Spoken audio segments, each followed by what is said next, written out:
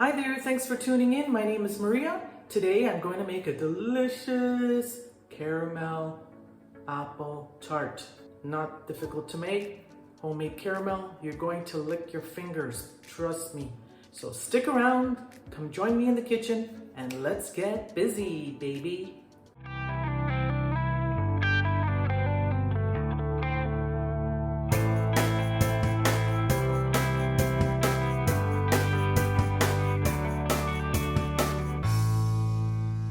Alright, so we're ready to make our apple caramel tart. So let's get to it.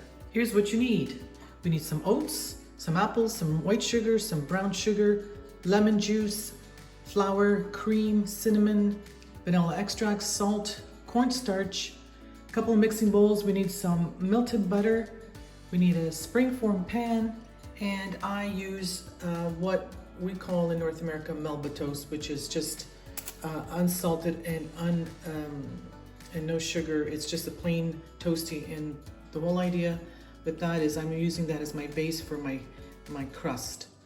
All right, so let's get to it. So I've started off blitzing the crackers, the Melba toast, and I'll show you the consistency. All right, so we're gonna do a whole package. Throw it in the bowl. I'll continue to do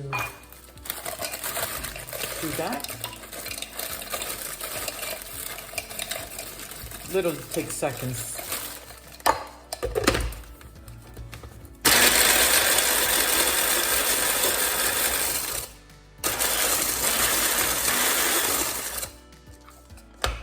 There we go. So I'm going to continue doing that. All right, so I've got let's call it the cracker crumb, and it's all nice and crumbled. Doesn't have to be super fine. I like a little bit of texture in mine. And to that, we're going to add half a cup of sugar, 1 teaspoon of cinnamon. Place our crumb into the base of the springform pan, and then I'll add my butter. You can mix it together, but I do it this way, and then I use my fingers to press. All right, it's just easier to do it this way, in my opinion.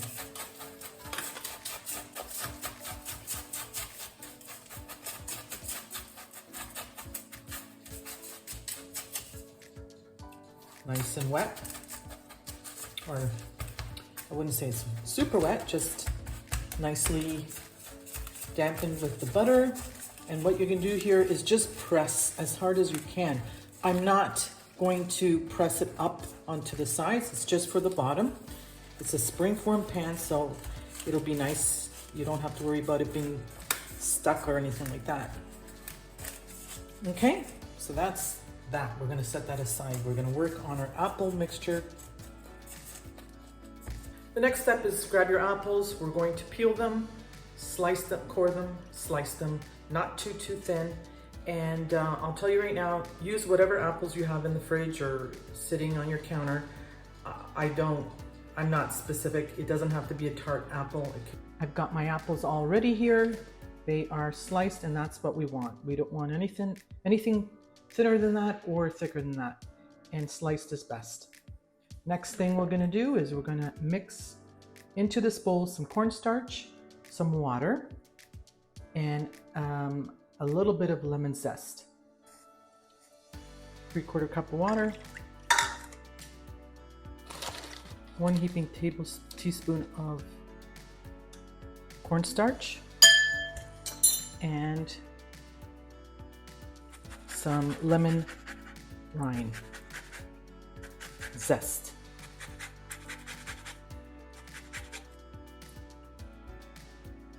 Not much. Not quite 1/8 of a teaspoon, if that is possible. Or half of a lemon. How's that? Let's just do the half lemon.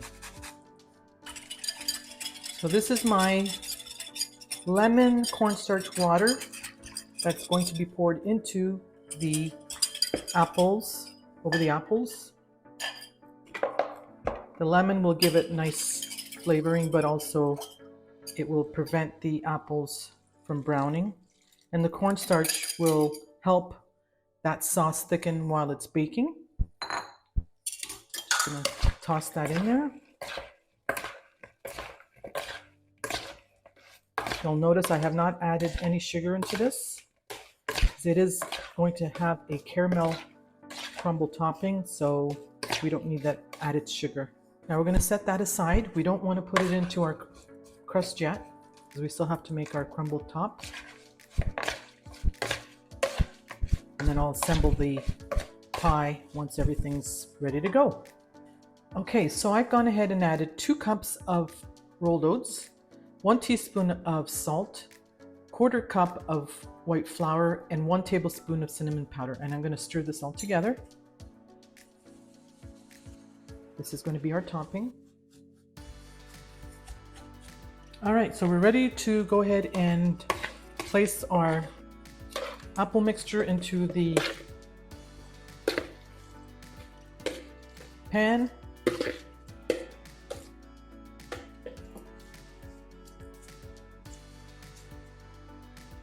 Just a little bit of juice there. Now, because this has a caramel topping after it's baked, I don't add any extra sugar into this because it becomes just too rich. Okay, now we're going to add our crumb.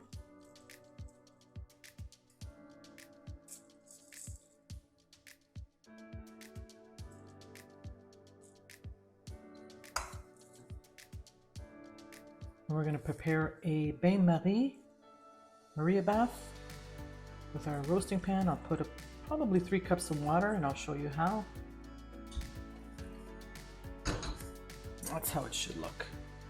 It's ready for the oven.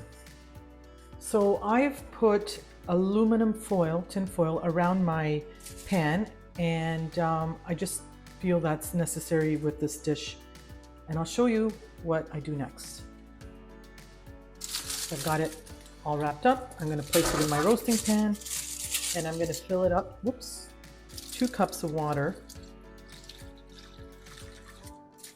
And that should be good. Not quite 1/4 inch up the side of the pan. It's ready for the oven, 375 for 1 hour. Halfway into the baking, I'm going to cover the top. It's not necessary, but I like to do that because I don't want my my topping, my crumble, to get too brown. While my pie is baking away, it'll be at least an hour. I'm going to do a little bit of laundry.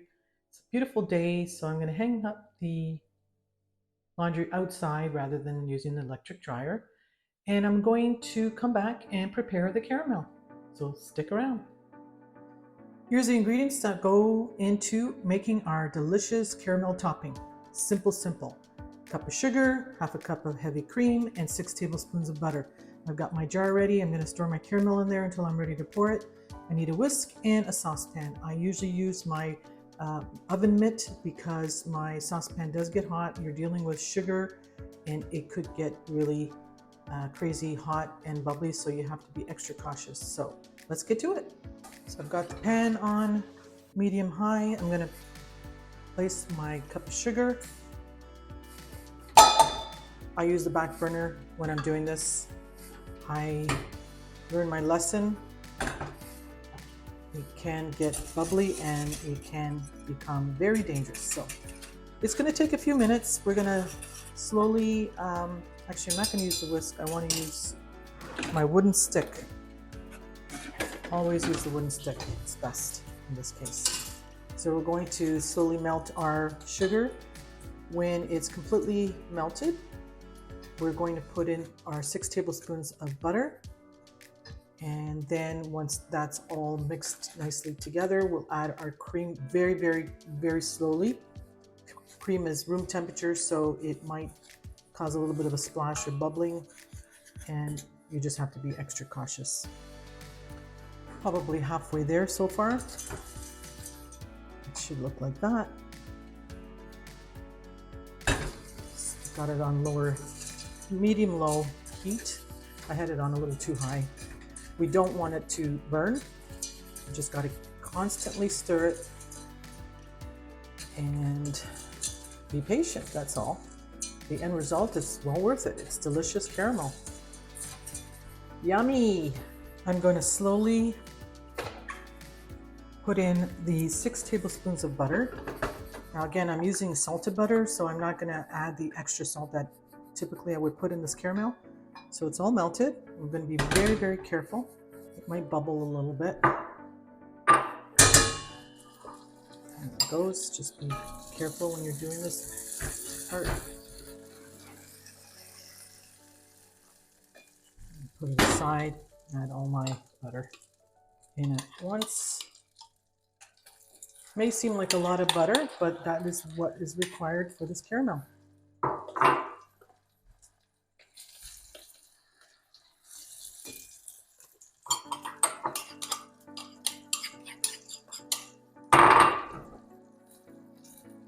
You want to make sure all the butter is melted in there. I'm going to keep stirring it.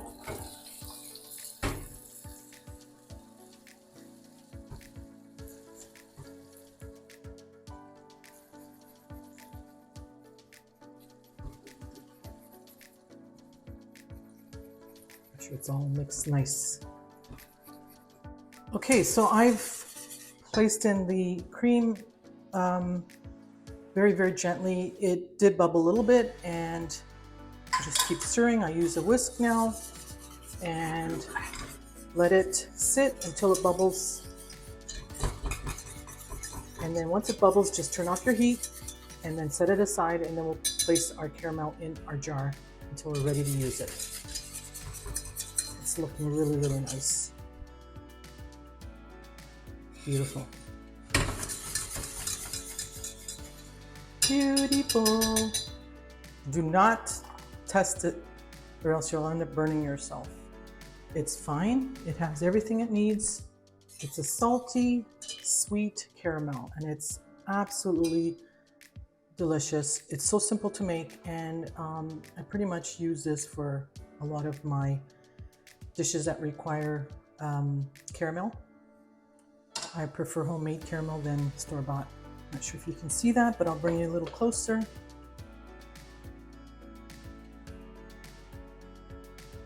That's what we want. I've got it on simmer. We'll leave that there for about a minute or two. And then it's ready for the jar.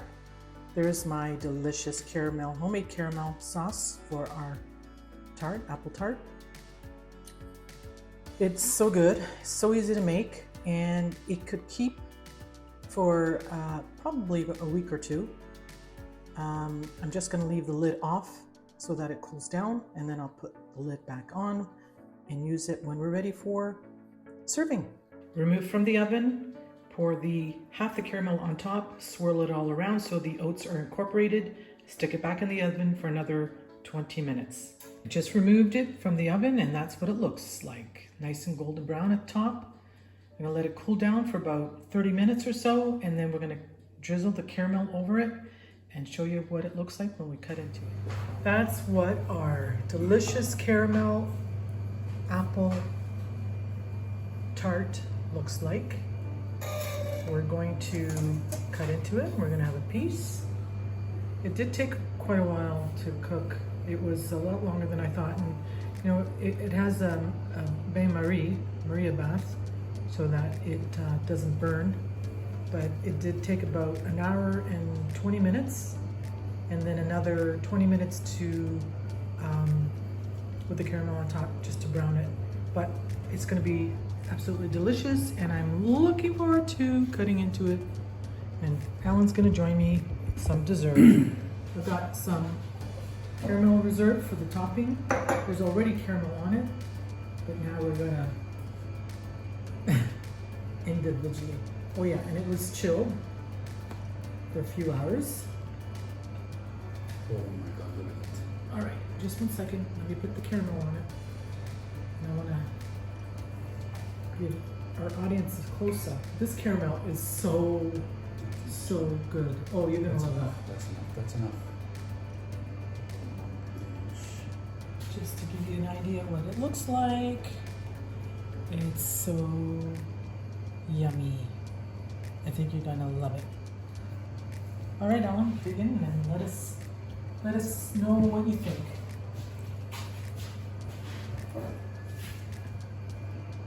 The apples should be all cooked nice and... I'm blown. It's not, it's cold. It's served cold. It's very crumbly, but that's okay. It's not as sweet as I thought it would be. Because I didn't put any extra sugar in the, like on the topping or in the, That's good. because I knew I was going to do the caramel on it. So I Apples avoided are not so tart. the extra sugar. It's very good, man. Thank you. And that caramel is so good. I couldn't resist. I was licking the spoons. Anything to say on it? I think you're gonna have it now. Yeah, definitely. We just had a big dinner, and now we're having dessert, and maybe, just maybe, we're gonna have a little nana. That's what we used to tell the kids. You want to go for nana? A little nap. Cheers. Bon appetit. Please subscribe, click the notification bell, leave a comment. Thank you very much.